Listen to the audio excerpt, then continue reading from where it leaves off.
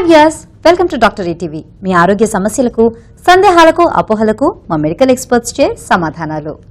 మరి ప్రతిరోజు లాగానే ఈ రోజు కూడా డాక్టర్ ఈటీవీకి ఎన్నో ఆరోగ్య సమస్యలు వచ్చాయి. మరి వాటికి మెడికల్ ఎక్స్పర్ట్స్ ఎటువంటి సమాధానాలు ఇస్తారో తెలుసుకునే ముందు ఈనాటి హైలైట్స్ ఏంటో చూద్దాం.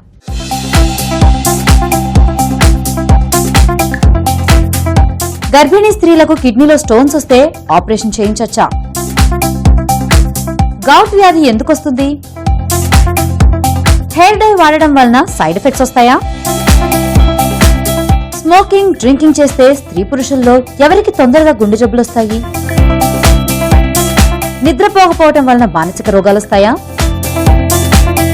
ప్రెగ్నెన్సీలో ఉన్నప్పుడు పిప్పిపళ్ళు తీయించుకోవచ్చా? ఈనాటి కార్యక్రమంలో మొదటి మెయిల్ ఏంటో చూద్దాం. గర్భిణీ స్త్రీలకి కిడ్నీలో స్టోన్స్ వచ్చినప్పుడు ఆపరేషన్ చేయించుకోవచ్చా? దీనివల్ల ఇతర సమస్యలు ఏవైనా తలెత్తే అవకాశం ఉందా అంటూ అడుగుతున్నారు. మరి ఈ ప్రశ్నకి ప్రముఖ యూరాలజిస్ట్ డాక్టర్ అజిత్ విక్రమ్ గారు సమాధానమిస్తారు. ప్రెగ్నెంట్ లేడీ నార్మల్లీ వాళ్ళు ఎవ్రీ 1 month 2 months 3 months ఫస్ట్లో ఇనీషియల్గా గైనకాలజిస్ట్ అడ్వైస్ ప్రకారం స్కాన్కి వెళ్తూ ఉంటారండి. ఇది బేబీ స్కాన్, బేబీ ఎలా పెరుగుతుంది, డైమెన్షన్స్ అది చూడడానికి స్కాన్కి వెళ్తూ ఉంటారు రెగ్యులర్గా. అలా రెగ్యులర్ స్కాన్స్లో కొంతమంది ప్రెగ్నెంట్ లేడీస్లో స్టోన్ పికప్ అవుతుంది. కిడ్నీస్లో స్టోన్ ఉందో, యూరిటర్లో స్టోన్ ఉందో అని అల్ట్రాసౌండ్ ప్రకారం పికప్ చేసి వాళ్ళు దే రిఫర్ టు అస్.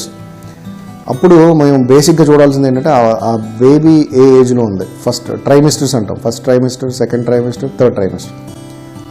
కడుపులో ఉన్న బేబీ ఏ ట్రైమిస్టర్లో ఉంది అండ్ పేషెంట్ ఎంత సిక్గా ఉంది, సివియారిటీ ఎంత, పెయిన్ ఎంత సివియర్గా ఉంది. ఎందుకంటే ఫస్ట్ ట్రైమిస్టర్ ఆఫ్ ప్రెగ్నెన్సీ అన్న ఏదైతే అంటామో ఫస్ట్ అందులోనే బేబీ యొక్క ఆర్గన్స్ ఫామ్ అవటం ఇవన్నీ జరిగేది ఆ ఫస్ట్ పీరియడ్లో ఎక్కువ ఉంటుంది. కాబట్టి అప్పుడు ఎక్స్రే రేడియేషన్స్ కానీ, ఎనస్థీషియా కాంప్లికేషన్స్ కానీ ఇవన్నీ ఛాన్సెస్ ఎక్కువ ఉంటాయి. సో ఆ టైంలో mostly unless until patient is very very sick, medical మేనేజ్మెంట్తోనే we'll try to treat the patient, wait for having a safe delivery, then we'll treat. కానీ అన్ని కండిషన్స్ ఇలా ఉండవు. ఒక్కొక్కసారి patient might be having severe pain, అసలు అది తట్టుకోలేనప్పుడు we'll give basic pain killers ఇస్తే, సపోజ్ ఆ యూరెటర్లో కానీ ఎక్కడైనా వచ్చి స్టోన్ బ్లాక్ అయిపోయింది అనుకోండి, దానికోసం మేజర్ ఆపరేషన్ చేయకుండా స్టెంట్స్ అంటాం, just which will bypass the stone from the bladder in to the kidney. ఎటు సైడ్ అయితే స్టోన్ ఉందో అటు సైడ్, కొంతమందికి 2 సైడ్లు ఉంటే 2 సైడ్ స్టెంట్ వేసి పెట్టేస్తాం. సో దట్ డెలివరీ పీరియడ్ అయ్యేంత వరకు at least they'll be relieved of this infections and pains. తర్వాత డెలివరీ తర్వాత we can tackle the stone.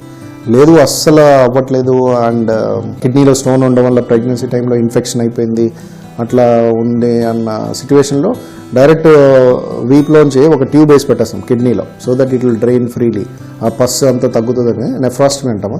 These are various measures how we treat a particular pregnant lady with presenting with stone. అంటే normally ప్రెగ్నెన్సీలో మేము stones చూసేది percentage కూడా ఎక్కువేనండి. ఎందుకంటే because of various hormonal changes during ప్రెగ్నెన్సీలో ureter tends to be dilate అయిపోతుంది. Urine ఏదైతే తీసుకురావాలి కిడ్నీ నుంచి బ్లాడర్ తీసుకొచ్చే యూరిన్ పైప్ అది డైలేట్ అయిపోతుంది. ప్లస్ పెరిస్టాలసిస్ అంటాం, normal urine flow through the యూరెటర్ లేదని పెరిస్టాలసిస్ అంటాం. అది కూడా చాలా స్లో అయిపోతుంది నార్మల్ పర్సన్స్లో కన్నా. అప్పుడు స్టాగ్నెంట్ దీనివల్ల, plus uterus also gravid uterus, అంటే సైజ్ బేబీ పెరిగే కొద్దీ ఆ gravid uterus will compress the lower portions of ureters. So ureter also దానివల్ల కూడా యూరెటర్ డైలేట్ అయిపోతాయి. ఈ అన్ని కారణాల వల్ల ప్రెగ్నెంట్ లేడీస్లో స్టోన్ ఫార్మేషన్ టెండెన్సీ ఎక్కువ అవుతుంది. కొంచెం అయినప్పుడు నేను ఇందాక చెప్పినప్పుడు ఎట్లా ఉంది పేషెంట్ కండిషన్, ఎట్లా ఉంది, స్టోన్ ఎక్కడ ఉంది, దాంతోపాటు ఏదైనా ఇన్ఫెక్షన్ ఉందా, ఇవన్నీ కన్సిడర్ చేసుకుని what best can be done to the patient we'll treat that. Thank you doctor Ajith Vikram గారు. కాలి బొటనవేలు తరచూ నొప్పి మరియు వాపు వస్తూ ఉంటుంది. దీనిని గౌట్ అని నిర్ధారించారు.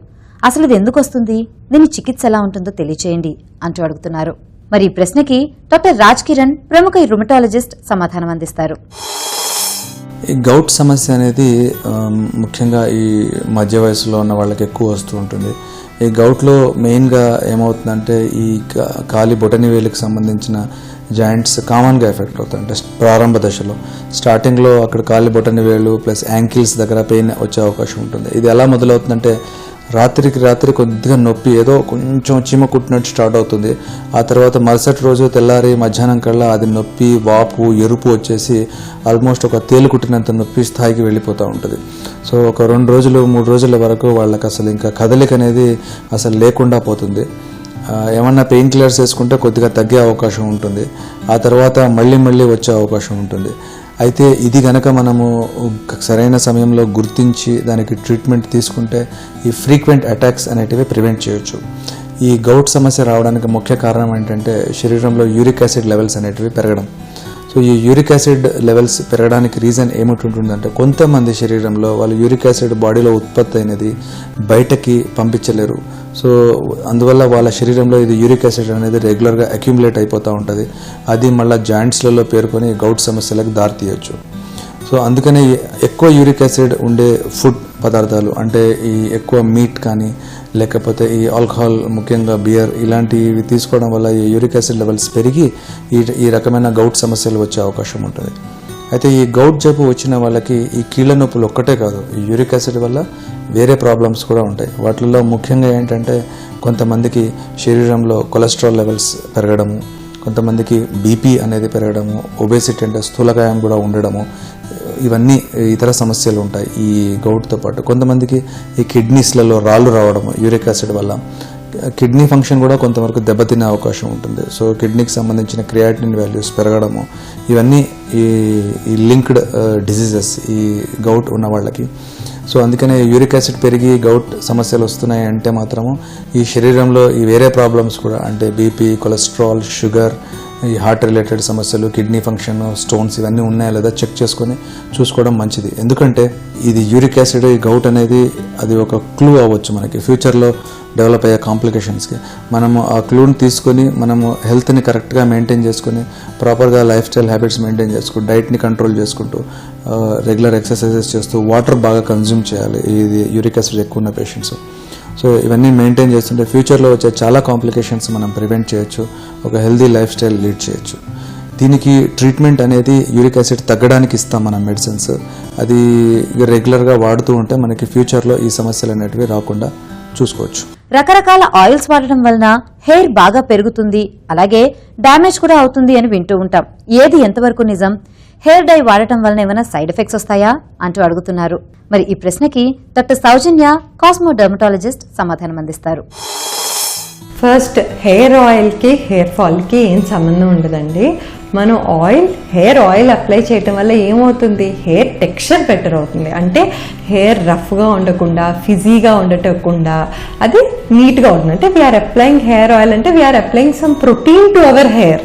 So it helps in the texture improve అవుతుంది అనమాట. అంతేకాని హెయిర్ ఫాల్ తక్కువ అవటం, హెయిర్ గ్రోత్ ఎక్కువ అవటం అలాంటిది అసలు this a misconception. And next, morning టైమ్స్లో హెయిర్ ఆయిల్ అప్లై చేసి నీట్గా మనం బయటకు వెళ్తే ఏమవుతుంది, ఫస్ట్ ఈ hair oil is a fatty acid, దానివల్ల మనకి డాండ్రఫ్ అన్నీ ఎక్కువ అవుతాయి. So it acts as a nutrient అనమాట ఈస్ట్కి వాటికి. సో ఎక్కువసేపు హెయిర్ ఆయిల్ అప్లై చేయడం కూడా మంచిది కాదు. అండ్ నెక్స్ట్, మీరు పొల్యూషన్లోకి వెళ్తారు, ఓకే, రోడ్ మీద వెళ్తాము. సో అప్పుడు ఏమవుతుంది, హెయిర్ ఆయిల్ ఉండటం వల్ల ఆ పొల్యూటెంట్స్ అన్నీ వచ్చి హెయిర్కి స్టిక్ అవుతాయి. సో దానివల్ల హెయిర్ డ్యామేజ్ ఎక్కువ ఉంటుంది. సో ఎప్పుడైతే కూడా హెయిర్ ఆయిల్ అనేది హెయిర్ వాష్ ముందు ఒక ఫుల్ నైట్ కానీ the night before, like morning hair wash అంటే ద డే బిఫోర్ నైట్ కానీ లేదా 2 hours before the hair wash అలా అప్లై చేస్తే it gives the sum like nutrition, protection, నేను చెప్పినట్టు ప్రోటీన్ కోట్, ఇవన్నిటికీ హెల్ప్ చేస్తుంది. అంతేకాని హెయిర్ ఆయిల్ అప్లై చేసుకొని పొల్యూషన్లోకి వెళ్తే it causes damage. And next, hair oil acts as a nutrient and gives dandruff, అవన్నీ ఇంకా ఎక్కువ అవడానికి ఛాన్సెస్ ఉంటాయి. So 12 hour application, 2 hour application is good.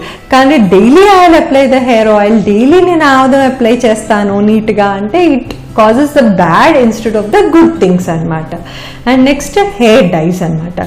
So hair dye ఫన్స్ వైట్ హెయిర్ ఉంటే హెయిర్ డై అన్అవాయిడబుల్ అండి. వైట్ హెయిర్ ఉండగానే డెఫినెట్గా 1 or 2 వైట్ హెయిర్ ఉంటే కూడా హెయిర్ డై అప్లై చేయాలి అంటారు కదా. సో ఇప్పుడు హెయిర్ డై ఏం చేస్తుందంటే, ఫస్ట్ కొంచెమే వైట్ హెయిర్ ఉన్నప్పుడు ఇట్ బ్లీచెస్ ద హెయిర్, పక్క హెయిర్కి తగిలితే ఇట్ బ్లీచెస్ ద హెయిర్, అంటే హెయిర్లో ఉన్న పిగ్మెంట్ని తీసేసి then it gives its colour అనమాట. So once we start applying a hair dye for like around 10% of the hair follicles white ఉన్నాయనుకోండి, దానికి హెయిర్ డై స్టార్ట్ చేసామనుకోండి, సో ఇంకా వైట్ హెయిర్ లైక్ ఫాస్ట్గా వచ్చేస్తుంది. సో ఎప్పుడైతే కూడా హెయిర్ డై అప్లై చేసేప్పుడు see through that you are like colouring only to the white hair. And next actually like PPD free అంటారు, లైక్ పీపీడీ అంటారు, like చాలా కెమికల్స్ ఉంటాయి. దాన్ని ప్రివెంట్ చేయాలి అంటే ఫస్ట్ ఎప్పుడైతే కూడా హెయిర్ డై అప్లై చేసేటప్పుడు ఫుల్ ఫేస్ మనం బ్యారియర్ క్రీమ్ అప్లై చేయాలి. ఎందుకు? అప్పుడు hair colour or hair dye వచ్చి మన ఫేస్ మీద కాంటాక్ట్ అయ్యి సైడ్ ఎఫెక్ట్స్ ఇవ్వకుండా అనమాట. సో నీట్గా ఫుల్ ఫేస్ మనం barrier cream or like just Vaseline cream apply చేసి తర్వాత హెయిర్ డై వేయాలి. నెక్స్ట్ హెయిర్ డై వాష్ చేసిన తర్వాతే మన ఫేస్ క్లీన్ చేయాలన్నమాట. సో ఇలా చేయటం వల్ల ఎంతో కొంతవరకు మన ఫేస్ కాంటాక్ట్, ఫేస్ ఎలర్జీస్ ఇలాంటివన్నీ ప్రివెంట్ చేయగలుగుతాం అనమాట. అండ్ నెక్స్ట్ ఎప్పుడైతే కూడా హెయిర్ డైకి వెళ్ళేటప్పుడు లైక్ కొన్ని మెడికేటెడ్ హెయిర్ డైస్ ఉంటాయి అనమాట. So like genuinely PPD free అవి యూస్ చేస్తే బెటర్. అండ్ నెక్స్ట్ ఎప్పుడు ఎవ్రీ సెషన్ ప్రతి నెల మీరు హెయిర్ డై వేసుకునేప్పుడు లేదా ప్రతి 15 daysకి హెయిర్ డై వాడే ముందు ఫస్ట్ టెస్ట్ చేసుకుంటే బెటర్. మీ చెయ్యి మీద కానీ కాలు మీద కానీ ఇయర్ వెనకాల కానీ టెస్ట్ చేసి ఒక 24 hours చూసి నెక్స్ట్ హెయిర్ డై వేసుకుంటే బెటర్. ఎందుకు అంటే ఫస్ట్ హెయిర్ డైలో ఉండే కన్స్టిట్యూయెంట్స్ వాళ్ళు బ్యాచ్కి మారుతాయి. అండ్ సెకండ్ థింగ్ మన స్కిన్ సెన్సిటివిటీ కూడా ఎప్పటికప్పుడు చేంజ్ అవుతూ ఉంటుంది. సో ఒకసారి టెస్ట్ చేసిన తర్వాత హెయిర్ డైస్ యూస్ చేయటం బెటర్ అన్నమాట. థ్యాంక్ యూ డాక్టర్ సౌజన్య గారు. ఇప్పుడు మరో ప్రశ్న ఏంటో చూద్దాం. మోడర్న్ సోషల్ లైఫ్ స్టైల్కి అలవాటు పడుతున్న నేటి స్త్రీ పురుషుల్లో స్మోకింగ్, డ్రింకింగ్ వలన ఎవరికి తొందరగా గుండె జబ్బులు వచ్చే అవకాశం ఉంది అంటూ అడుగుతున్నారు. మరి ఈ ప్రశ్నకి ప్రముఖ కార్డియాలజిస్ట్ డాక్టర్ కృష్ణారెడ్డి గారు సమాధానమిస్తారు. స్మోకింగ్ అనేది మేల్ పేషెంట్సే కాకుండా లేడీస్ అనేది చాలా తక్కువ, కానీ కొందరు ఇప్పుడు మొదలవుతుంది. అంటే యంగ్ ఫీమేల్స్ స్మోకింగ్ ఇన్సిడెన్స్ కొద్దిగా ఇంక్రీజ్ అవుతుంది. ఎవరైనా కానీ లేడీస్ కానీ లేకుంటే జెంట్స్ కానీ స్మోకింగ్ అనేది అందరికీ హార్మ్ఫుల్. ఈవెన్ ప్యాసివ్ స్మోకింగ్ కూడా చాలా డేంజరస్. అంటే ఎవరైనా ఫ్రెండ్స్ బాగా స్మోక్ చేస్తున్నారు, మనం వాళ్ళతో కూర్చున్నాము, it is almost as dangerous as మనమే స్మోక్ చేసినట్టు.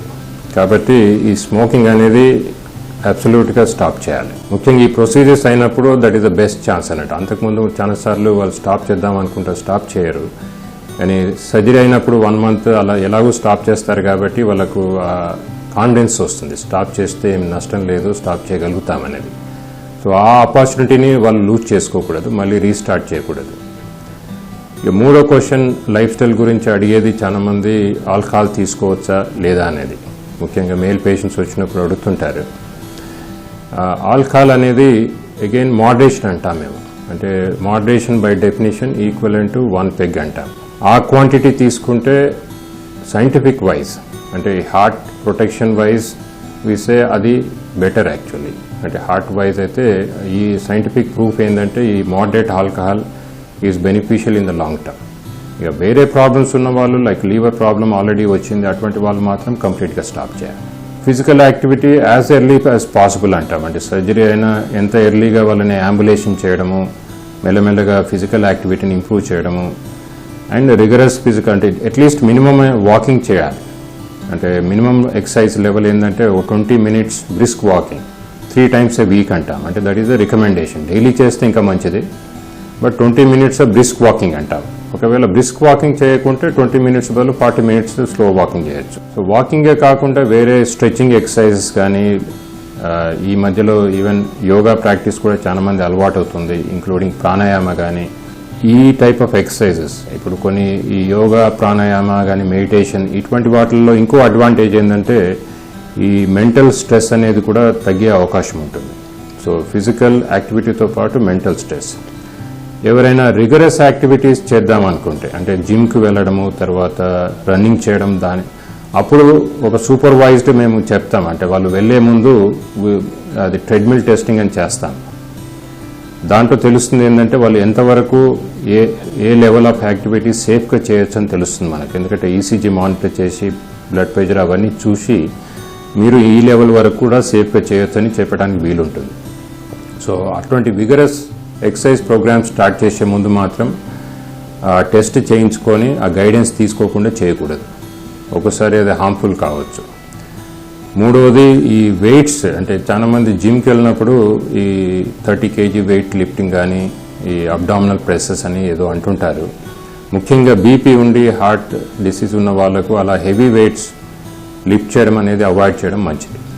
సో ఈ 4 జాగ్రత్తలు అంటే డైట్ కంట్రోల్ కానీ, ఆల్కహాల్ మోడరేషన్, స్మోకింగ్ స్టాపింగ్, తర్వాత రెగ్యులర్ ఫిజికల్ యాక్టివిటీ. ఏ type of physical activity important కాదు, any type of physical act. కొందరు నీ జాయింట్స్ పెయిన్ ఉన్నాయని చెప్పేసి అసలు యాక్టివిటీ చేయరు. ఈవెన్ వాళ్ళకు కూడా ఈ స్ట్రెచింగ్ ఎక్సర్సైజ్, ఇప్పుడు యోగాసనస్ నథింగ్ బట్ స్ట్రెచింగ్ ఎక్సర్సైజెస్, అలాగే బైసికల్ ఉంటుంది, స్టేషనరీ బైసికల్, అవి కూడా చేయొచ్చు. సో ఎక్స్క్యూజ్ లేకుండా ఏదో ఒక యాక్టివిటీ చేయాలి. జస్ట్ సోఫాలో కూర్చుండి టీవీ చూడడం వేరు, ఈవెన్ నిల్చుండి అటు ఇటు తిరుగుతూ టీవీ చూడడం వేరు. Even that it self is a better exercise than just sitting in the sofa అన్నట్టు. సో ఈ సింపుల్ లైఫ్ స్టైల్ చేంజెస్ చేస్తే డెఫినెట్లీ హార్ట్దే కాకుండా overall fitness, overall feeling of well being, exercise అనేది ఫీలింగ్ ఆఫ్ వెల్ బీయింగ్ ఉంటుంది. So ఇవి చేస్తుండాలి. ఆరోగ్యంగా ఉండడం కోసం మనిషి రోజుకి కనీసం 8 గంటలు నిద్రపోవాలి అని అంటారు కదా, కానీ ఒక్కొక్కరు రాత్రి మేలుకొని పగటిపూట పడుకుంటూ ఉంటారు. ఇలా చేయటం వలన ఏదైనా మానసిక రోగాలకి దారితీసే అవకాశాలున్నాయా అంటూ రాస్తున్నారు. మరి ఈ ప్రశ్నకి ప్రముఖ సైకియాట్రిస్ట్ డాక్టర్ చంద్రచూడ్ గారు సమాధానమిస్తారు. అన్నిటికంటే ముఖ్యమైనది నిద్ర. ఎందుకంటే మనం పుట్టిన తర్వాత 1/3 ఆఫ్ అవర్ లైఫ్ మనం నిద్రలోనే గడుపుతాం. సో నిద్ర అనేది సరిగ్గా ఉంటే సగానికి సగం డిజార్డర్స్ అనేవి రావు. నిద్ర అనేది లేకపోతే ఏ రకమైన ప్రాబ్లం అన్నా రావచ్చు మనిషికి. సో స్లీప్ అనేది most essential part of life. So ఇప్పుడు ఈ నిద్ర అనేది రాత్రి అంతా పడుకోకుండా లేచి ఉన్నారు అంటే కనుక పగలనేది డెఫినెట్గా వీళ్ళు పడుకుంటారు. ఎందుకంటే మనకి మినిమం నిద్రపోవడంలో normal long sleepers and short sleepers అని 2 రకాల పీపుల్ ఉంటారు. షార్ట్ స్లీపర్స్ అనే వాళ్ళు ఏంటి అంటే 6 గంటలు పడుకుంటే యూజువల్గా వీళ్ళకి సరిపోతుంది. మిగతా రోజంతా కూడా వాళ్ళ యాక్టివ్ లైఫ్ అనేది లీడ్ చేయడం అనేది జరుగుతుంది. వేరాజ్ లాంగ్ స్లీపర్స్ అనేది వీళ్ళు ఎవరంటే మినిమం 8 అవర్స్ స్లీప్ అనేది ఉండాలి. వీళ్ళు ఎక్కువసేపు పడుకుంటే కానీ రెస్ట్ ఆఫ్ ది డే మొత్తం కూడా యాక్టివ్గా లైఫ్ లీడ్ చేయలేరు. కొంతమంది ఏంటి అంటే రాత్రి పడుకున్నా కూడా మార్నింగ్ టైమ్ ఇర్రెసిస్టిబుల్ స్లీప్ వస్తుంది. లేదా వీళ్ళు ఏదైనా పని చేస్తున్నప్పుడు కానీ లేదా క్లాస్లో ఉన్నప్పుడు కానీ ఇంకో టైంలో కానీ ఎట్టి పరిస్థితుల్లోనే నిద్రపోవాలి. కొంతసేపు పడుకుంటే కానీ వీళ్ళు ఇంకే పని చేయలేరు అనమాట. సో ఇలాగ మార్నింగ్ టైంలో ఇర్రెసిస్టిబుల్ స్లీప్ ఉంటే కనుక దానిని మనం నార్కోలెప్సీ అని అంటాం. సో ఇప్పుడు ఆ నార్కోలెప్సీ అనేది ఎందుకు వస్తుంది? రాత్రి నిద్రపోకపోవడం వల్ల, లేకపోతే ఇంకేమన్నా ప్రాబ్లం ఉందా అనేది మనం ఐడెంటిఫై చేసి దానికి కొన్ని స్టిమ్యులెంట్స్ అనేవి టాబ్లెట్స్ ఉంటాయి. ఆ టాబ్లెట్స్ కనుక మనం ఇస్తే డెఫినెట్గా వీళ్ళకి నార్కోలెప్సీ ఏదైతే ఉందో అది డెఫినెట్గా మనం క్యూర్ చేయడం అనేది జరుగుతుంది. అలాగే మనం ప్రతి మనిషి పడుకున్నప్పుడు ఏంటంటే కొన్ని హార్మోన్స్ పడుకున్న వెంటనే రిలీజ్ అవుతాయి, కొన్ని హార్మోన్స్ పడుకున్న తర్వాత middle of the night release అవుతాయి. అలాగే కొన్ని హార్మోన్స్ మాత్రం ఎర్లీ మార్నింగ్ మనం for example cortisol early morning మనం లేచే ముందు రిలీజ్ అవుతుంది. సో ఇట్లాగా మనిషి కనుక ప్రాపర్గా నైట్ పడుకుంటే కనుక ఈ హార్మోన్స్ రిలీజ్ అనేది ప్రాపర్గా ఉంటుంది. దానివల్ల మనిషి డెవలప్మెంట్ గ్రోత్కి కూడా చాలా ఇంపార్టెన్స్ ఇస్తున్నట్టు జరుగుతుంది. చాలామంది పిల్లలు హైట్ పెరగట్లేదండి మా పిల్లలు అంటారు. వాళ్ళు రాత్రి పడుకోవట్లేదు, హైట్ పెరగట్లేదు అంటారు. ఎందుకంటే గ్రోత్ హార్మోన్ అనేది ఉంటుంది, అది నిద్రలో ఎక్కువగా రిలీజ్ అవుతూ ఉంటుంది. సో పిల్లడు సరిగ్గా పడుకోకపోవడం వల్ల ఏదైనా డిస్టర్బెన్స్ వల్ల పిల్లవాడు కనుక పడుకోకపోతే వాళ్ళ గ్రోత్ హార్మోన్ రిలీజ్ అనేది కొంచెం తక్కువ ఉంటుంది. దానివల్ల వాడి డెవలప్మెంట్ సరిగ్గా ఉండదు, హైట్ అనేది పెరగకపోవడం అనేది జరుగుతుంది. సో మనిషి హైట్ పెరగాలన్నా అలాగే బ్రెయిన్ డెవలప్మెంట్ ఉండాలన్నా ప్రాపర్గా హార్మోన్స్ అన్నీ రిలీజ్ అవ్వాలన్నా రాత్రిపూట కరెక్ట్గా పడుకోవాలి. చాలామంది సైకియాట్రిక్ ప్రాబ్లమ్స్ తోటి మా దగ్గరకు వస్తూ ఉంటారు. ఎందువల్ల అంటే స్లీప్ వేక్ షెడ్యూల్ అనేది ఆల్టర్ అవుతూ ఉంటుంది. వీళ్ళు నైట్ షిఫ్ట్స్ వల్ల ఏంటంటే నైట్ అంతా మెలకు ఉంటారు, మార్నింగ్ ఏమో డిస్టర్బ్ స్లీప్ ఉంటుంది. సో అలా మార్నింగ్ టైంలో డిస్టర్బ్ స్లీప్ ఉన్నప్పుడు ఏంటంటే డెఫినెట్గా వీళ్ళకి చాలా ప్రాబ్లమ్స్లో ల్యాండ్ అప్ అయ్యే అవకాశం ఉంటుంది అన్నమాట. థ్యాంక్ యూ డాక్టర్ చంద్రచూడ్ గారు. డాక్టర్ గారు, నేను 8 నెలల గర్భవతిని, పిప్పిపళ్ల సమస్యతో కూడా బాధపడుతున్నాను. మరి ఈ సమయంలో పిప్పిపళ్ళు తీస్తే ఏదైనా ప్రమాదం ఉంటుందా అంటూ అడుగుతున్నారు. మరి ఈ ప్రశ్నకి ప్రముఖ dental surgeon doctor M Prasad గారు సమాధానమిస్తారు. యాక్చువల్గా ప్రెగ్నెన్సీ అనేది వచ్చినప్పుడు చాలా జాగ్రత్తగా ఈ పళ్ళ విషయాలు ఎస్పెషల్లీ, ఎందుకంటే మీకు హార్మోనల్ చేంజెస్ అనేది ఎక్కువ ఉంటాయి ఈ ప్రెగ్నెన్సీలో. హార్మోనల్ చేంజెస్ వల్ల మనకు ఇన్ఫెక్షన్ ఎక్కువగా, అంటే మీరు ప్రెగ్నెన్సీ లేడీస్లో ఒకసారి నోరు తెరిచి చూస్తే మీకు చిగుళ్ళంతా ఎర్రగా వాచిపోయి ఉంటాయి హార్మోనల్ చేంజెస్ వల్ల. దీనివల్ల ఏమంటే మనకి ఇన్ఫెక్షన్ ఎక్కువగా స్టార్ట్ అవుతుంది. ఎప్పుడైతే మనకి ఇన్ఫెక్షన్ నోట్లో ఉందో infection can carry to our baby, infection మన బేబీకి క్యారీ అవుద్ది. కానీ అలాంటప్పుడు మనం ట్రీట్మెంట్స్ చేయించుకోవాలి అంటే ప్రెగ్నెన్సీలో మనం ఇచ్చే మెడిసిన్స్ కానీ అవి అన్నీ ప్రెగ్నెన్సీ టైంలో వాడడానికి ఉండదు. ఫస్ట్ ట్రైమెస్టర్ అంటే మొదట 3 నెలల్లో మనం ట్రీట్మెంట్ చేయడానికి ఉండదు. ఆ తర్వాత గోల్డెన్ పీరియడ్ నుంచి 5వ నెల ఆ టైంలో మాత్రమే మనం ట్రీట్మెంట్స్ చేయగలం. మ్యాక్సిమం వీలున్న కాడికి ట్రీట్మెంట్స్, పెద్ద ట్రీట్మెంట్స్ అవాయిడ్ చేసుకొని డెలివరీ అయిన తర్వాత చేసుకోవడం ఉత్తమం. ఇది ఎందుకంటే ఈ ప్రెగ్నెన్సీ ఉన్నప్పుడు మనకు బేబీకి డైరెక్ట్ మీ ఫీడింగ్, మీలో ఉన్న ఇన్ఫెక్షన్ డైరెక్ట్గా బేబీ దగ్గరికి వెళ్తుంది. ఎక్కువ లో బర్త్ బేబీస్, మనకు ప్రీమెచ్యూర్ బేబీ అంటాం, అంటే ఒక నెల ముందర పుట్టడం, లో వెయిట్తో పుట్టడం, ఇవన్నీ దీనికి కాంప్లికేషన్స్ వస్తాయి. అలానే ప్రెగ్నెంట్గా ఉన్నప్పుడు చిగుళ్ళలోంచి రక్తం ఎక్కువ రావడం, ప్రెగ్నెన్సీ ట్యూమర్ అంటాం మనం, అంటే చిగుళ్ళలో వాపులు రావడం, అంటే ట్యూమర్లాగా కంతిలాగా తయారవడం, ఇదంతా కూడా హార్మోనల్ చేంజెస్ వల్ల వస్తాయి. ప్రెగ్నెంట్ లేడీ చాలా జాగ్రత్తగా ఉండాలి దంతాల విషయంలో. దంత విషయంలో తీసుకోవాల్సిన జాగ్రత్తల్లో ప్రతిరోజు బ్రష్ చేసుకోవడం, ఏ చిన్నది కూడా ఇన్ఫెక్షన్ నోట్లోకి చేరకుండా ఉంచుకోవడం అనేది ఫస్ట్ కర్తవ్యం. లేదంటే అది డైరెక్ట్ మన బిడ్డ మీదే ఎఫెక్ట్ అవుద్ది. కొంతమంది టెట్రాసైక్లిన్ అని ట్యాబ్లెట్స్ తీసుకుంటారు, తెలుసో తెలియకో డాక్టర్లు రాస్తారు, వీళ్ళు తీసుకుంటారు. ఈ ట్యాబ్లెట్ వేసుకున్న వాళ్ళ పిల్లలకి మాత్రం పళ్ళు అన్నీ కూడా గారపట్టిన పళ్ళలాగా ఎల్లో రంగులో పళ్ళు వస్తాయి. ఒక చిన్న బాబుకి ఎల్లో రంగులో పళ్ళు వచ్చాయంటే వాళ్ళ మదరు టెట్రాసైక్లిన్ ట్యాబ్లెట్ తీసుకున్నారు అని అర్థం. సో మనం ప్రెగ్నెన్సీలో ఉన్నప్పుడు ఎంత జాగ్రత్తగా ఉంటామో మన పుట్టబోయే బిడ్డకు కూడా అదే జాగ్రత్త వస్తుంది. సో పళ్ళ ట్రీట్మెంట్లు పెద్ద ఏమి చేయడానికి ఉండదు, ఓన్లీ 5వ నెల 4వ నెలలోనే మనం చెయ్యాలి, మిగతా టైంలో చేయడానికి ఉండదు. అత్యవసరం అయితే తప్ప ఇవన్న కాడికి పోస్ట్పోన్ చేసుకోవడం, అది రాకుండానే చూసుకోవడం, ఇది మనం తీసుకోవాల్సిన జాగ్రత్తలు. థ్యాంక్ యూ డాక్టర్ ప్రసాద్ గారు. చూశారు కదండి, ఈనాటి కార్యక్రమంలో కూడా ఈమెయిల్స్ ద్వారా మాకొచ్చిన కొన్ని ఆరోగ్య సమస్యలకి మా మెడికల్ ఎక్స్పర్ట్స్ చక్కగా సమాధానం అందించారు కదా. మరి మీకు కూడా ఏ విధమైన ఆరోగ్య సమస్యలున్నా, సందేహాలు, అపోహలున్నా మాకు రాసి పంపించండి. మీరు మెయిల్ చేయాల్సిన మా చిరునామా డాక్టర్ ఈటీవీ కార్యక్రమంలో మీ ఆరోగ్య సమస్యలను, సందేహాలను మాకు రాసి పంపించవలసిన మా చిరునామా doctor ETV live, Ramoji film city, Hyderabad 5015112. మీ ప్రశ్నలు ఈమెయిల్ ద్వారా పంపించాలనుకుంటే dr.etv@etv.co.in కి మెయిల్ చేయండి.